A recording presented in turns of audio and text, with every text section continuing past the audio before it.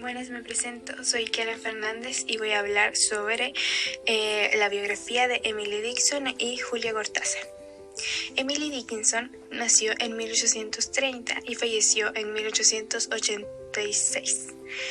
Fue una poetista estadounidense cuya obra, por su profundidad, por su misterio y su gran sensibilidad, fue celebrada por varios poetistas ingleses, pero a la vez también fue muy criticada con comentarios de que ella no disfrutó su vida, ya que nunca se casó y nunca tuvo hijos. Su padre, por otro lado, era un abogado muy reconocido y tenía un carácter muy fuerte, y la chica también, por lo que decían que el carácter que ella tenía lo adaptó de su padre. Luego la llevaron a la Universidad de Mujeres, por lo que ella solo hizo un año y luego se retiró. Lo que empezó a decir que ella tenía una enfermedad mental, porque pasaba todo el día encerrado en su casa y en su entorno.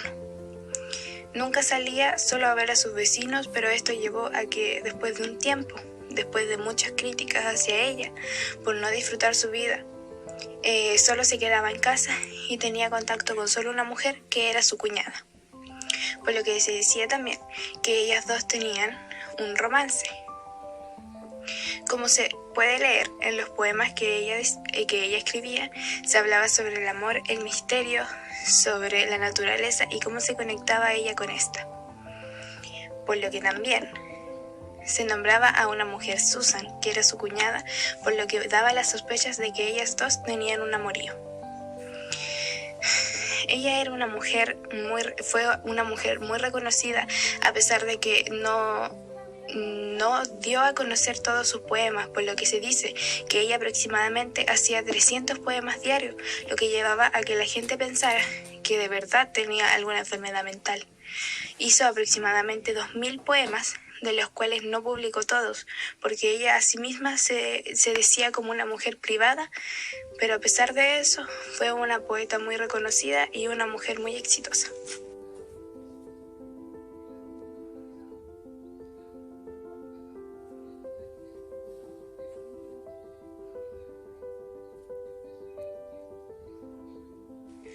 Biografía de Julio Cortázar. Julio Florencio Cortázar nació en Argentina en 1914 y falleció en 1984, el 12 de febrero. Julio Cortázar fue una gran figura literaria. Por lo que se dice, él empezó a escribir sus primeros poemas a los 9 años y a sus 21 años se graduó como profesor. Julio Cortázar nunca estuvo a favor del gobierno, por lo que se decía que él era un hombre comunista. Conoció a Aurora, una traductora, con la cual llevó a un noviazgo. Luego publicó su cuento Casa Tomada en 1949.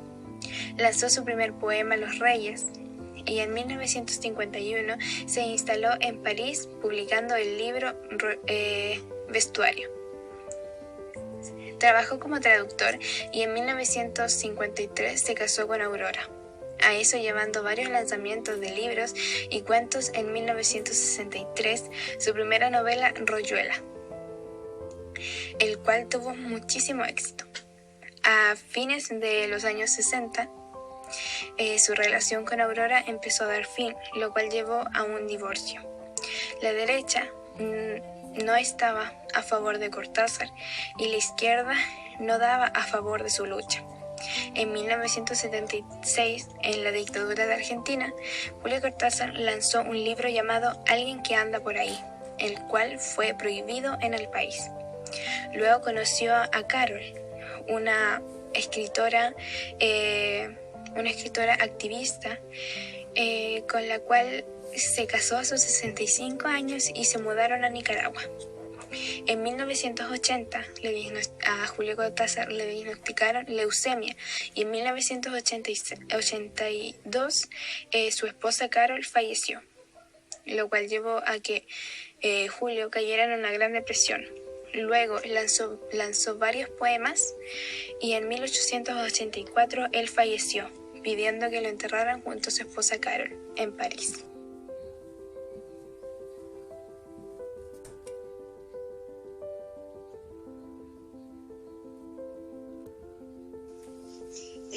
Buenos días, compañeros y profesora. Yo les voy a decir el resumen del cuento La continuidad de los parques de Julio Cortázar. Este es un cuento fantástico que pertenece a la parte final de un libro llamado Final del juego, publicado en 1964 por el mismo autor. El cuento tiene dos historias contadas por el mismo narrador en diferentes tiempos. La primera dice que hay un hombre que está sentado en un sillón que retoma la lectura de una novela que había dejado hace mucho tiempo.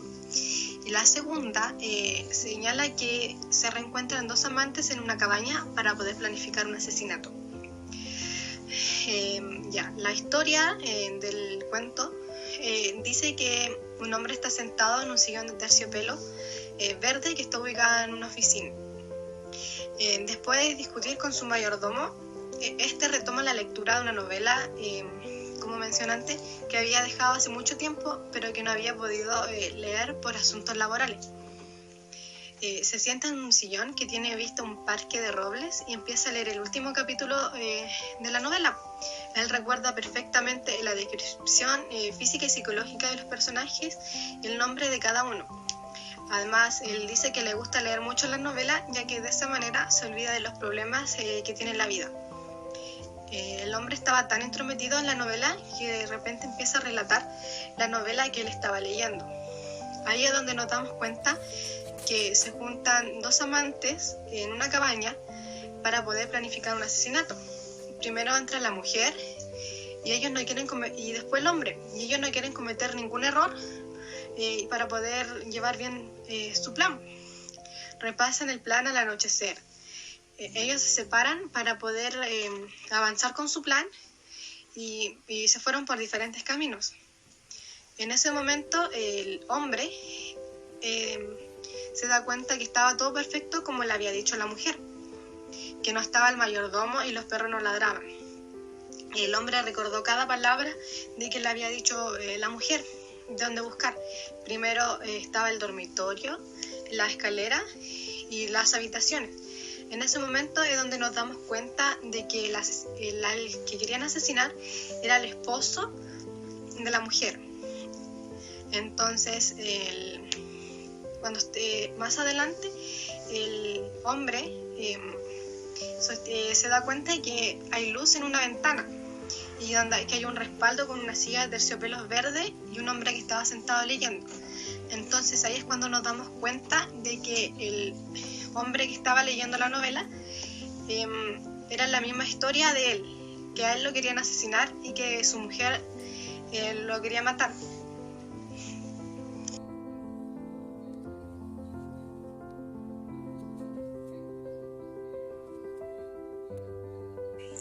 Buenas tardes, a continuación voy a iniciar con la lectura de nuestro poema que se titula Como ojos que miran las basuras, de la autora Emily Dixon.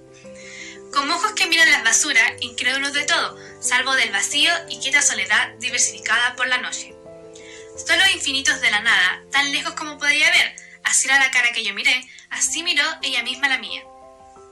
No le ofrecí ninguna ayuda, porque la pena era mía, la miseria densa y tan compacta, tan desesperanzada como divina. Ninguna se absolvería, ninguna sería una reina sin la otra, de modo que aunque reinemos, pereceremos.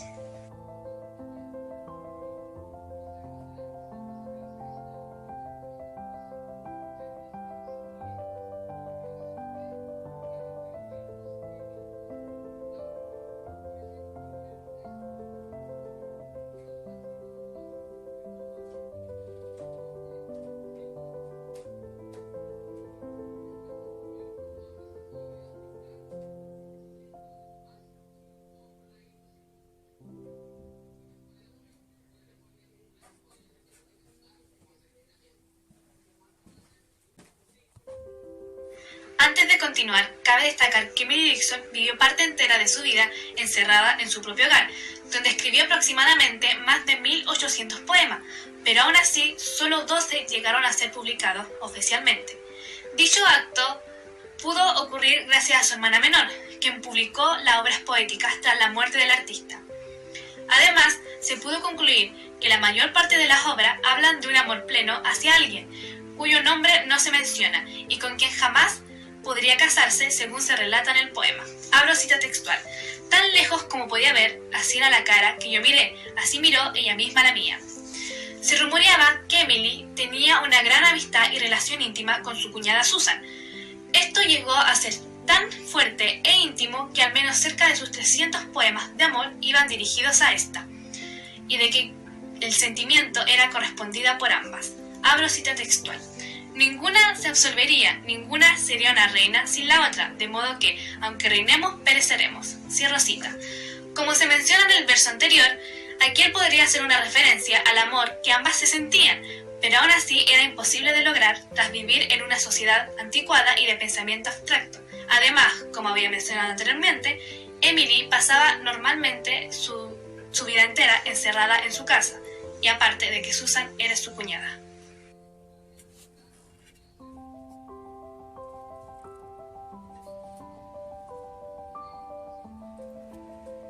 Buenas tardes, profesora y compañeros. A mí me tocó presentar el análisis del cuento y del poema. Empezando por el poema, el hablante lírico es una persona en soledad. Se da a conocer a lo largo del texto, ya que la persona o el personaje o el autor se da a conocer como nostálgico, en soledad y triste. Tres ámbitos los cuales se dan a conocer a lo largo de todo el poema. El temple de ánimo, el que más destaca es la tristeza, ya que, como dije anteriormente, el personaje se siente triste, ya que se siente distanciado de los demás o con poco interés. En el PowerPoint se da a conocer una cita textual, el cual puede acreditar que el temple de ánimo es la tristeza. El motivo lírico es la distancia, ya que se da a conocer, ya que se muestra distante el personaje o el autor al no querer expresar sus sentimientos con los demás. La actitud lírica es la actitud carmínica, la que más se da a destacar, ya que expresa claramente sus sentimientos y da a conocer sus emociones a lo largo del poema. Las figuras literarias que más se da a destacar es la comparación, ya que en una estrofa dice así era la cara que yo miré, así miró ella misma a la mía. Eso es una comparación de su cara a la cara de la otra persona. La rima que se presenta en el poema es la rima sonante, ya que cada estrofa del poema en un párrafo termina con la misma vocal. En este caso es la. Ahí en el Power se verá el párrafo.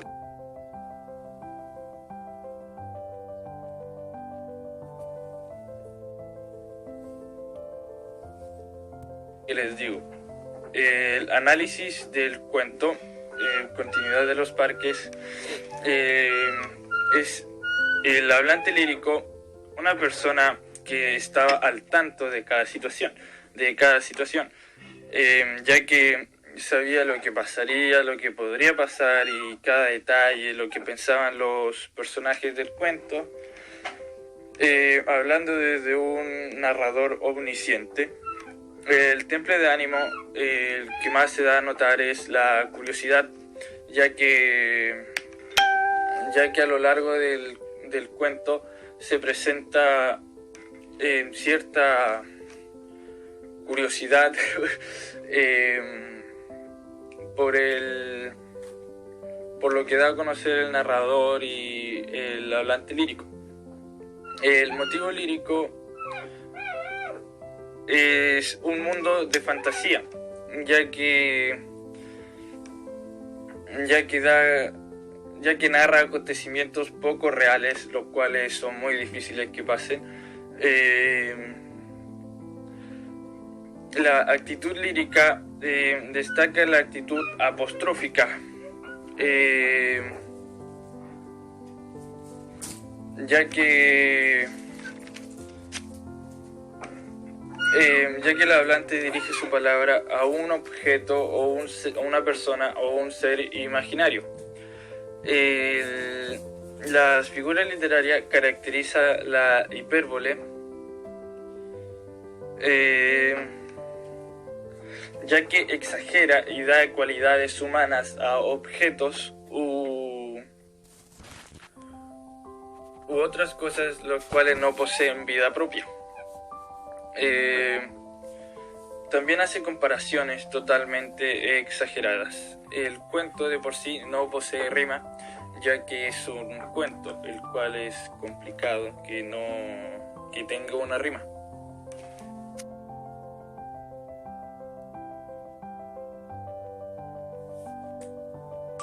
Bueno, ahora voy a presentar lo que es el contexto cultural, histórico y literal del cuento que vendría siendo la continuidad de los parques.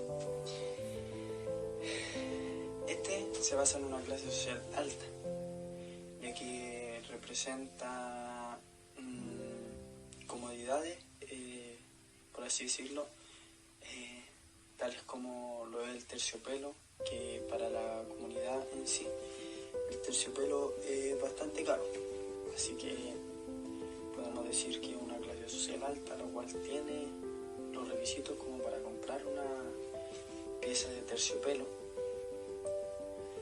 También nos podemos derivar al punto de que él sabía leer, como dice en el relato, él leía. También para esa clase social, también podemos decir que para saber leer hay que ser de una clase social alta, por lo menos en la época que este fue realizado. Y también nos podemos dar cuenta en el habla, porque el habla es, por así decirlo, prolija, porque es bastante abundante el conocimiento de su hablar y bastante enredado igual, porque el lenguaje ocupado en la época que está realizado el cuento, entonces no es un lenguaje que hablemos ahora, entonces para nosotros igual es como complejo el hablar del autor. Y bueno, nos vamos ahora con el contexto histórico. En la época literaria que este fue realizado fue el boom literario universal y la literatura fantástica. Este libro, si no mal recuerdo, fue en el año de 1964 que fue lanzado, y podemos decir también que es bastante antiguo por el habla que representa, como lo decía anteriormente en el contexto cultural. El habla es bastante enredada, entonces podemos decir que no es un lenguaje que nosotros hablemos esencialmente, sino que es un lenguaje que se habló hace bastante tiempo. Eso tenemos como contexto histórico, así que vamos al contexto literal. Y bueno, este es un micro relato de tipo surrealista, debido a que los contenidos de su obra transitan entre lo real y lo fantástico. Suele ser puesto en relación con el realismo mágico o incluso con el surrealismo. Eso debido a todo lo que en general habla el cuento,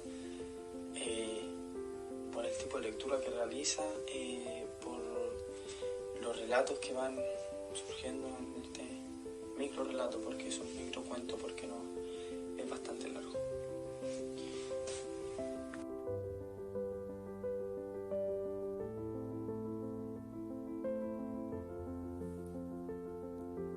Bueno, seguimos con lo que es el contexto cultural, histórico y literal del poema, que vendría siendo como los ojos que miran la basura. Como contexto cultural tenemos un contexto cultural bastante malo, aparte de socialmente bajo. Tenemos que una persona de sentimientos muy apagados. Como cultura, a la sociedad aporta poco. Este relato no ofrece ayuda y mira con desprecio al punto de decir que todos padecerán, que aunque se puede llegar a reinar, todos padecerán, o sea, todos morirán.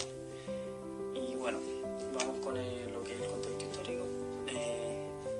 El contexto histórico es contemporáneo por el hecho que no tiene lenguaje complejo y no es anticuado, no tiene lenguaje difícil de comprender. Se puede ver que lo escribió en un momento de, por así decirlo, desolación, de caída sentimentalmente, con insuficiencia de sentir propio o de amor propio. Como contexto literal, tenemos que más bien este contexto se representa todo el sentir de la autora, lo cual podemos ver que ella siente un desapego de ella misma, un desapego sentimental, por lo cual llega al punto de pensar que la muerte el final, pero que al final es como algo bueno, sino que no es como algo malo, sino que ella espera la muerte.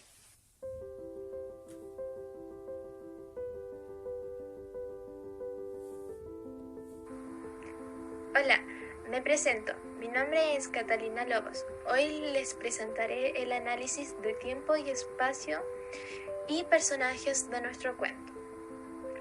El tiempo y espacio que se refiere a la continuidad de los parques está basada en un momento en que fue colocada la hora, es decir, fue escrita en un momento correspondiente a la fecha o el año, el cual menciona que fue publicada en 1956, cuando el célebre escritor Julio Cortázar es aplaudido por esta reseña. Se menciona también que la obra Continuidad de los Parques es una mezcla de realidad y ficción.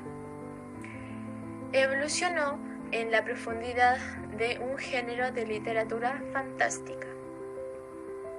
Y ahora le hablaré sobre el primer espacio que encontramos en el cuento.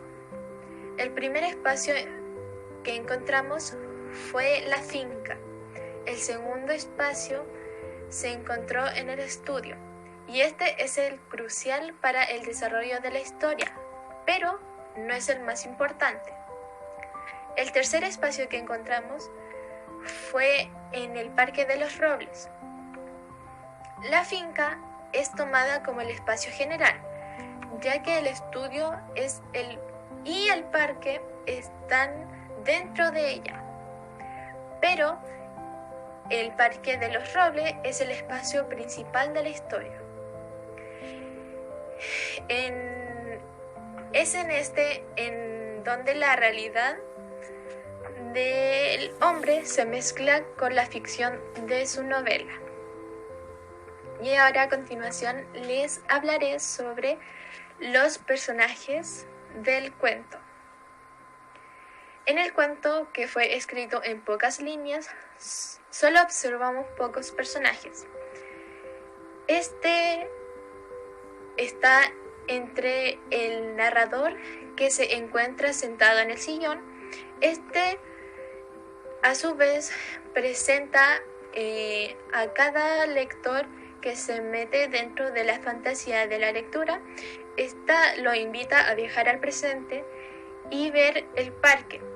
Asimismo, el lector siente que está en una conferencia muy importante que determina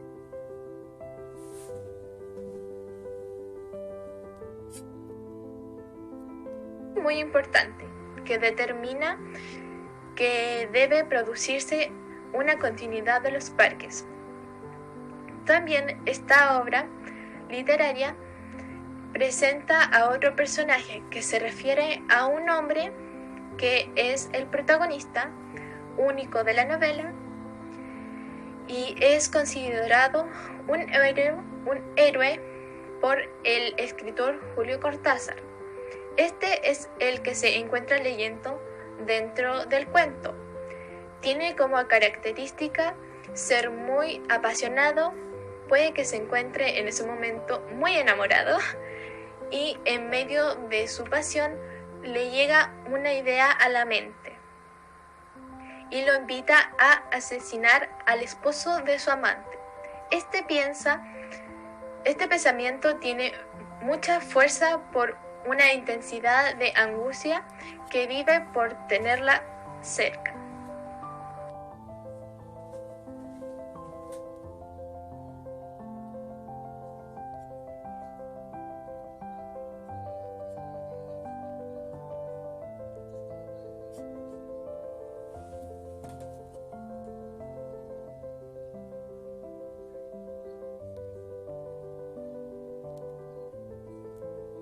Sobre el poema, en conclusión, podemos deducir que la autora habla de la soledad en la que se siente y lo expresa a través de la distancia, al no poder estar lo suficientemente cerca de aquella persona, de la necesidad que se siente por parte de ambas al querer estar una a la otra.